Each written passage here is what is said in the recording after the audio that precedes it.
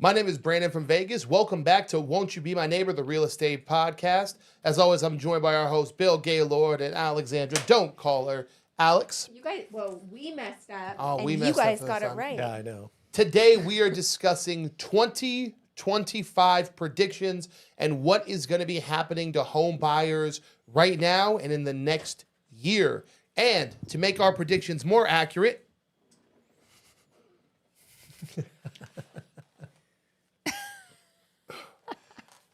we're official. Wow, that looks awesome. I love it. Call me now, child. Alexandra, what is your prediction for 2024 and 2025? Mine's going to get political here. We talked about this a little bit, and it's less of a prediction. It's more of it just depends on which way the election goes. We were talking about it a little bit off air. We were talking about California, Illinois, New York being, the most expensive states, the most expensive places to live. If we go Democratic, then I predict that interest rates are going to stay high. I think we might have a little drop before the election, but I think that in 2025 they're going to stay high. Probably Janet Yellen will still be in charge over there, and I think they're going to keep them high. If we go Republican, I think that they're going to drop. I don't know how much. You would know a little bit more about that, but I think they're going to be a little bit lower. I think they're going to have a little more of an incentive to get people into homes. Yeah, I believe change always brings people to want to go out and have a sense of hope and belief before it inevitably gets stepped out or stepped on 4 years later. Right. I mean, everyone's leading with the hope, the change. I can't wait for the next 4 years. Let's see what's going to happen. Yeah. So I just think that we can't really predict it until we know what happens on November 5th. So when we wake up November 6th, I could make a better prediction.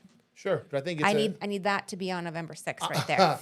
I think it's a pretty safe prediction based on simply the most expensive places to live in America right now are led in Democratic states, California, New York, Illinois, or the places that they've moved to, Austin, Texas, Miami, right? I think it's pretty safe to say that if the housing is expensive now, if getting a home, if buying a home is expensive now, it's not going to change if things stay the same. Right. I think that's a pretty safe Yeah, prediction. I guess that's what I'm saying. It's not going to change. We're going to be in the same position we are if we. Yeah. Yeah. Everybody who feels like You're going to miss out on buying a home. Everybody in California who feels like it's too late for them to buy, who feels that regret, that loss, nothing's going to change for them. They're going to feel like they're in the same exact place, right? Yep. Bill, Unless they move. Unless they move here. They call Cleo. Right? Bill, in 2025, what is your prediction for the housing market? So my prediction is that the 30-year interest rate will go down to 4.75%. It's going to make the homes way more affordable for home buyers to get in, and the values will go up, but the interest rates may give them hope to do that. This is where I think I agree with your prediction. I do believe interest rates are going to keep going down. Because what are we at right now for FHA? FHA is under 6%. Under 6% for FHA. I just locked a VA loan at 5.5%. That's crazy. VA loans at 5.5% is a good indicator. We want our veterans in homes, right? Yep. I don't think if the market goes to 4 point. Last year, we did a prediction where I said the interest rates are going to drop. And because of that, housing prices are going to soar up like nothing you've ever seen before. So I don't think they're going to be as affordable for people as they think. People think that the interest rate's going to save them, but let's say I think they'll be affordable, but I think values are going to be higher. So they're technically going to be paying more for the house, but the monthly payment that compared to what has happened over the last couple of years, it's higher. It'll be lower for them, but they're going to be paying more for the house. This is where we want to remind people. A $400,000 house at 7% interest rate currently has a mortgage of around $3,000. That same exact house, if the interest rates drop to 5% or 4.5%, will cost $500,000, and your mortgage will come out to about $3,126. Just so you guys are aware, the interest rates going down is a beneficial thing, but only if you jump on before the housing prices skyrocket. before. Yes. And that's the key. And I think that the other thing that's going to help affordability is that adjustable rate mortgages are coming in to play, and those are even lower than the 30-year fix. And I haven't done an adjustable rate mortgage in years just because the market has been so weird. But I think we're going to see it flip back to where adjustable rate mortgages will be a half or more lower, 0.5% more or lower than the 30-year fix. And it could bring in more inventory into the marketplace. Okay. Do you think the consumer is going to be a little scared of an arm?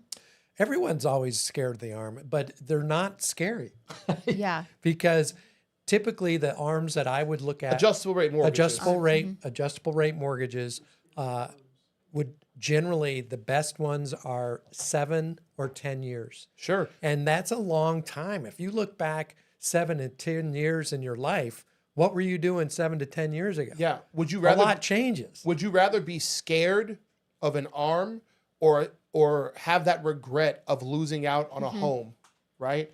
Which we always talk about this being caught between two fears. It's the fear of loss and regret of missing out like you did in 2020, like you did in 2021, like you did in 2008, 2009, 2010, or the fear of, oh, what if my arm doesn't work out the way it works, right? Yeah. It's being caught between two fears. And I've been in this business for over 30 years. I have never had a fixed rate mortgage. Yeah. I've You got personally? 7-year arms. I've had 5-year arms, 10-year arms. I'm currently in a 10-year arm right now. And it's just the interest rates are lower. You have to know how to manage it, though. You have to know, you got to understand, get educated, understand it, but you're going to save at least typically minimum 0.25% and upwards of 0.75% in interest rate. Yeah. And that's Low. a lot of money. It's a lot of It's cash. a lot of money. And so 7 years of that, right, you're making bank. And if it does go up a little bit after the 7 years, it's the ARM rate, the adjustable rate mortgage, is going to be really good for 9 years Okay. Okay. So for 7-1 ARM. the big prediction is interest rates at 4.75 based on what we're seeing right now with interest rates already dropping, and then adjustable rate mortgages even lower than that. Correct. Okay. I agree with both of you. I want to hear what yours is. Yeah, I I've, agree with I've both. been. Because I want to. I want to hear what Cleo says. You've been seeing the market. You've been selling a lot of homes. Call me What's now. going to happen? Call me now, child. Call me now. People who were born in the 2000s have no clue what They I'm have no doing right idea. now. They have no clue. My prediction is that by the end of 2025, millions, and I'm talking about tens of millions of millennials, will be renters until they die. We are a generation. Gen Z is going to have boomer money that is upwards of $90 trillion being left for them in trust funds, inheritances, assets, things like that. There's no one coming to save millennials. And by the time 2025 is over, as rates go down into the 5s and 4s, housing prices are going to become so expensive that the idea of home ownership for millennials is going to be gone. Between Vrbo, Airbnb, foreign internationals buying homes, people from Japan, China, people don't know this. People from China can come here and buy a house as long as they pay a 15% FERPTA tax to the U.S. government. So it's not just buyers here in America. It's not just wholesalers. It's not just flippers. It's not just Vrbo. It's not just Airbnb. It's not just hedge funds. It's not just BlackRock. Wealthy people from around the world are buying homes in America, and nobody's doing anything to stop it. So by the end of 2025, as interest rates drop, so many houses are going to be permanent rentals that millennials won't know home ownerships. You're going to have kids born into peasantry. Their kids will be born into peasantry. It's going to be like some third world countries, like some places in India where you're homeless for generations. It's going to be that, but for renters. Yeah. It's going to feel like the 1600s where you're born a peasant, you'll die a peasant, your family will know nothing more than peasantry. And it sucks to say, but all the numbers say that that's where we're headed. If these prices keep going up and we're certainly not going to raise wages to match it, I don't see any other option. Yeah, and to kind of compound on that is the builder community. They can't build enough homes. The population continues to grow, Yeah. and they're just not going to be able to build enough homes. There's a lot of regulations, the cost of building. Well- There's a lot of stuff going on there. So that's how you replace supply. is by building homes. How can we keep up with? There's just real estate education is stuck in the 60s, right? A lot of people are stuck with real estate education that they learned from your generation, right? When we didn't have 2 to 3 million immigrants coming to this country every year by whatever means possible. When we didn't have foreign internationals able to buy homes as much as they want, as long as they pay a fee. Your generation didn't have Airbnb, Verbo. You didn't have housing flipper. There's people's jobs. Their job is to flip houses for profit. There's wholesalers. Hedge funds are buying homes. These are things that we didn't have to deal with in the past. And no one is educating millennials that this is happening right now. The buying houses in America has become one of the most profitable businesses out there because they want to own the land. And a lot of millennials are still like, oh, there's a housing bubble. No, there's a land bubble. Everyone wants their slice of land in America. That's why the cost of housing is going up. It has nothing to do with the house. Everybody wants their little piece of America. It's all for sale. And no one's being educated on this. And so when I tell you guys, you're going to die a renter, you're going to die a peasant, this isn't because I think we're going to run out of wood for houses. It's because we're running out of land that people want to live. And that's just a fact. Yeah, you drive through Las Vegas, you see a lot of sticks going up, you see a lot of building, but they're all apartment complexes. Yeah. There's not a lot of single family or condos or townhomes. It's all apartment complexes for renters. Yeah. I mean, They're even building entire rent-to-own communities. Over in the Southwest, there's entire housing developments that are not for sale. They're building houses for you to rent, which means here goes 80 houses that you're going to lose out on. Here's 80 houses you'll never have a chance to buy. Here's 80 homes that are not for you. and they're doing a great job of marketing it, making it cool. It's like a live work, and we got this park, and we got this cool coffee shop, and you can walk to do this. Like it's looking really cool. So it's making it seem like this is what you want to do. You want to rent. Yeah. That, like, back to what you're saying, the education. Oh, okay, no, you don't want to own a home. You want to rent because you're going to be in this cool neighborhood. Yep. And I can see if you don't have children yet, or if you're single, where you're like, well, yeah, why would I want to own a home? Why would I want that responsibility? Or why would I want, I don't know. I don't need it. Like you said, the bubble's going to burst. There's a bubble, or the interest rates. And I just think that there's a lot of, what's the word I'm looking for? But a lot of false hope and thinking like, oh, when the interest rates come down, I'll buy. No. If you want to, like you said, if you want to buy, you need to get out of the peasantry. Buy. If you don't take home buying seriously now, your family is going to pay for it for generations. Right. You may not take it seriously, but you're dooming your kids and your grandkids to a life of peasantry. And they're going to take that pretty seriously. And they're going to wonder why mom and dad didn't think it was important. Hey, why do all my friends in school have houses, but we're still peasants? We're still renters. Why? Why did you guys not think that it was important, right? Your grandkids are going to wonder, why does grandma still stay in an apartment? Why isn't she staying in a house like all the other grandmas? Oh, because she would rather take trips to Miami than try to actually get a home, right? That's what's coming. So those are our predictions for 2025. The next thing we want to inform home buyers about is all the changes with the NAR rulings, with commission changes. You guys have heard a lot of things online. Hold on. Let me take my Miss Cleo off. Hold on. And I want to specify that. It's National Association of Realtors is what that stands for. National Association of Realtors. In case people are wondering. I think that should be a regular thing on here. I like that. I like that, right? I like that. I like hey, it. in the comments, let us know. Do you guys like the predictions? Do you like the crystal ball? I want to make that a daily part of the episode. Yeah. Let me know what you guys think in the commentary below. Well, I thought that was hilarious. I really Send us your enjoyed that, guys. predictions, too. Yeah. Same with on TikTok. With our live TikTok classes, if you guys want to join in, hop up on YouTube Live. We start at 10 a.m. Hop up on TikTok Live. We start at 10 a.m. if you guys want to be a part of the conversation. So, new NAR rulings. Everyone was freaking out, right? Not me. So NAR, National Association of of Realtors. Realtors. There was a big ruling, if you missed it out. It talked about who pays commission. Now, a lot of people don't realize this, but the seller has always paid the buyer's commission. This was not a secret. You would discuss this beforehand with your seller. Hey, we're going to do a 6% on this one, 3% towards me, 3% towards the other agent. The seller's always paid the buyer's commission.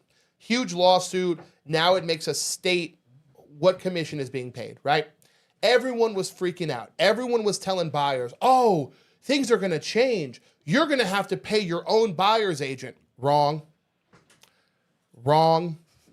I told you live on multiple channels here on TikTok, that's stupid. Buyers are never going to pay their own agent. They can barely afford the down payments for houses. They can barely afford to get in houses. Where are they going to come up with 2 to 3% to pay their own agent? Where? I said on this channel, if a seller gets greedy and tries to deny the buyer's agent co-op, their house would not sell. Okay? Guess what happened?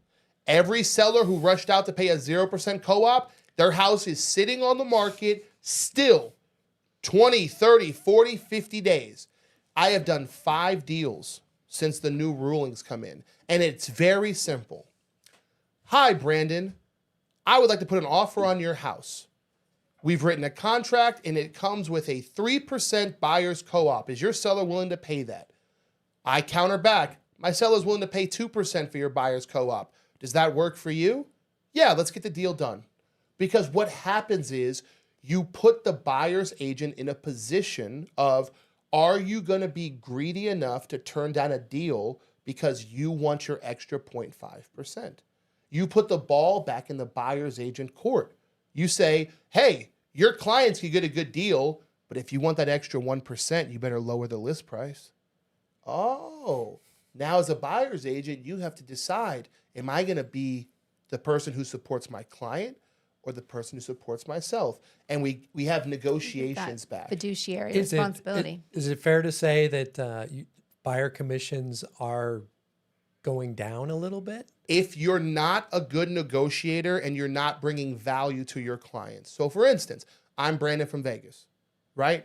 All of my contracts say 3% co-op that we have the buyer sign. And I will get the seller to try to get as much of that paid as possible. Now, I believe that I provide more value than the average realtor. I think I'm a better negotiator, and I think I'm better at marketing my properties than your average buyer and listing agent. So I will talk to my clients beforehand. Hey, if the seller's only willing to pay 2.5, are you comfortable paying the other 0.5 for my services? I let them decide if I'm worth it. And so far, I haven't had a single buyer balk at that, right? Because I'm bringing value to the table. But the days where agents who no longer put in the work, the time, the research, the diligence to provide better marketing and better negotiations, the days of them just getting 2.5 to 3% just for showing up are gone. Are gone. Bad agents, lazy agents can't survive this new market. But it's great for home buyers. It's great for home buyers. I think that's going to be great because it's going to weed out the people that are talented. I know that happened in the mortgage industry with getting your NMLS and getting licensed, and in the barrier of entry, you talk about that all the time. The barrier of entry has made it much more difficult to get in. And so I think that's going to be great for your competition. Yes. As a real estate agent. It's also going to bring more values to high quality lenders like Bill, right? So Bill is someone who can close a deal in 17, 18, 19, 20 days. I'm willing to take a worse co-op or a lesser deal on my end if I work with a lender who can promise me that we close this thing fast, right? The days where lenders stretch a contract out for 30 to 35 days, why am I going to take less money, and why is my client going to pay more money if we have to sit here and wait 30 to 35 days to get a deal done, right? I really think that this rule change scared a lot of people. People were sitting around saying, I'm going to wait to get a house to see how things shake out. No, take advantage of this new rule change. Take buyers, I'm telling you, take advantage of this new rule change. These sellers are going to pay your buyer's commission. Everything's chaotic right now, but you are getting great deals because no one knows how to negotiate. We've had 20, 30, 40 years of everybody just being told, this is a 3% commission. This is a 2.5% commission. You never had to negotiate the deal. If you are a buyer, find you an agent who has negotiation skills, and you can go in there and crush the market. Crush the market. The good agents, know how to put a deal together. Yes. They know how to make it happen. There's a lot of nuances. I've worked with thousands of realtors. There's a lot of nuances to every contract. Yes. And you have to have great representation. 100%. And so sometimes a property comes on the market, it's a great property, and you may not need to do as much. Yeah. But there are not that many like that. There's a lot that need help with a realtor to get it done, 100%. to make it work. Here's one of the tricks that I've been employing. And if you're a realtor or a buyer, here's a trick that you guys can do as well. Okay? You tell the listing agent, this is a 3% co-op. That's what I've written to my buyer. But if you are willing to drop it to 2% as a listing agent, I'll drop it to 2% if you take $10,000 off the list price. Or if you give my buyer $10,000 to $12,000 in closing costs, I'll drop my co-op to 2%. Then you go to your buyer and you go, hey, look, I just made you $12,000. Are you comfortable paying the last 0.5 or 1% of my commission? I just made you $12,000, right? Let's give it back. That's an easy way for everybody to win, but this takes negotiation skills. It's going to take a while for big companies like Keller Williams and Berkshire to train their listing agents and buyer's agents of how to have these discussions. I've been having these discussions my whole life. I'm not cute. If you're watching this audibly, I'm not cute, okay? I've had to negotiate dates for like 20 years. All right? So I have prime time negotiation skills. Master negotiator. Look at me. Do you think I got this far by being handsome? No. Okay? You got to learn to negotiate. So right now, I feel like I'm killing it. I feel like every offer I'm getting, be it listing or buying, we're killing the market. And I think too, right now, people getting in, if they don't get in, if they wait, they'll regret not getting in. 100%. And the reason is that there's still sellers out there that are trying to sell their house, and they're right now they're having to wait. They can't sell it. Yes. There's some listing agents that are a little bit nervous that those homes haven't sold. So Yes. this is an opportunity for people to go in right now, and the rates have already dropped like 0.75%. So this is a good time where the sellers are willing to negotiate right now in this new environment, and you get a lower interest rate. Let's drop a TikTok clippable right here. Here is a pro tip for anybody looking to buy in Las Vegas. You are going to look for three things. You are going to look for a house in the Northwest, Summerlin, or Green Valley that has been on the market 60 plus days. You are going to offer that seller a deal that pays 2% co-op, but a closing cost that's enough for you to buy down your rate 1%. So you're going to go for $10,000 to $15,000. That seller who's been sitting on the market needs to sell that house. They've paid the mortgage twice. You can take advantage of the market if you just target those two things. Summerlin, Northwest, Green Valley, on the market 60 plus days. You're welcome. I got you guys. That's a good hack. That's a good hack.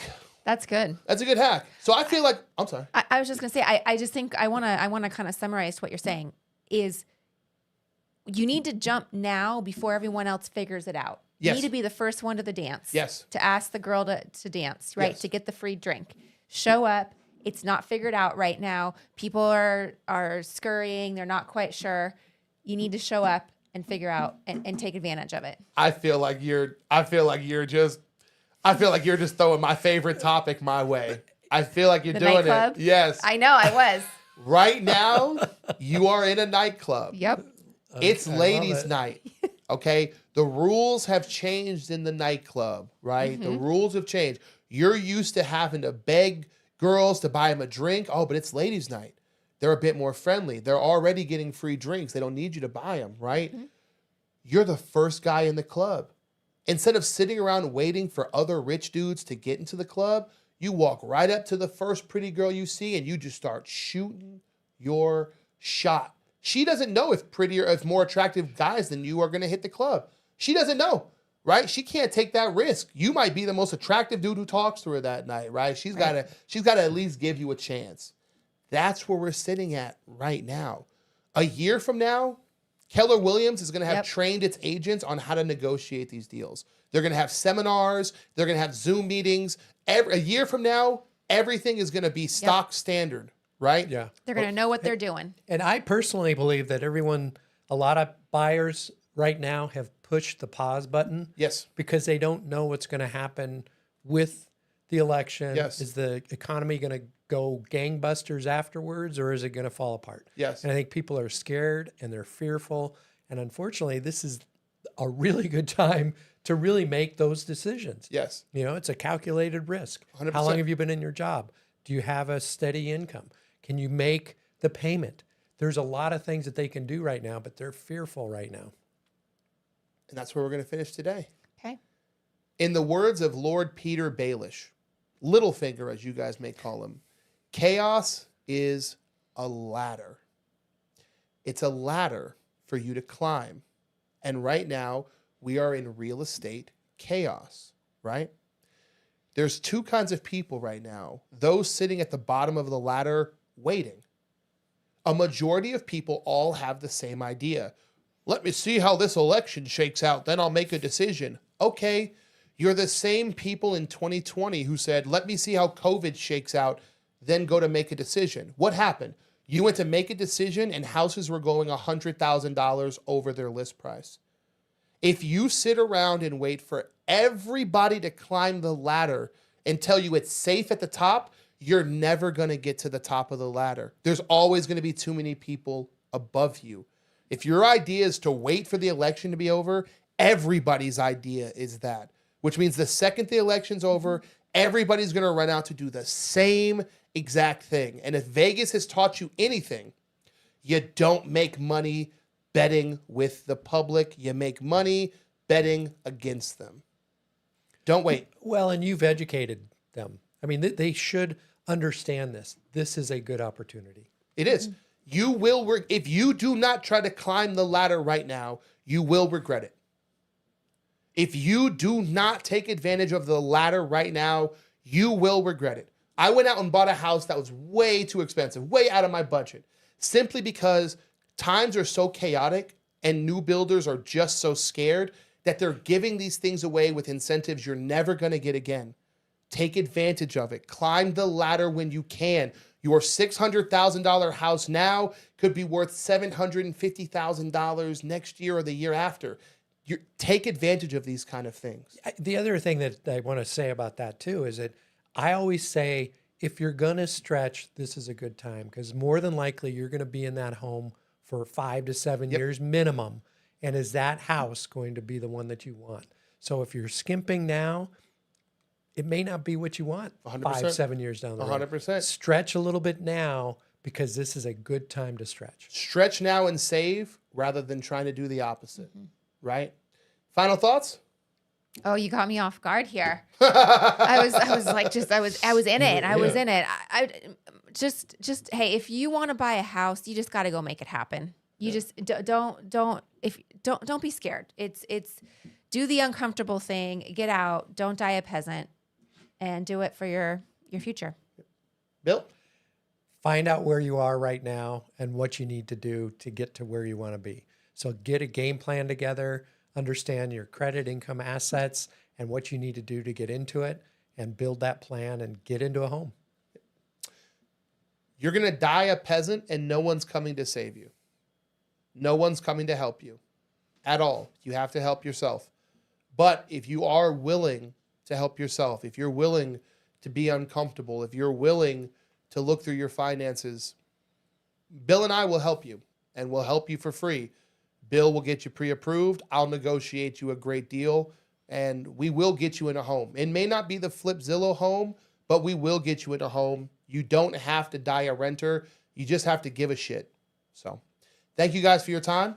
I'm Brandon from Vegas. You guys can catch us anywhere. Bill, how do they find you? BillGaylord.com, right there, 858-776-6830. Alexandra, how do they find you? Alexandra Harbushka. Go there on Instagram or alexandraharbushka.com. And I'm Brandon from Vegas. Just put me in your search bar. I'll pop up. If you're watching this on YouTube, like, share, and subscribe. Leave us a comment below. And as always, peace, peace, peace. Come and be my neighbor.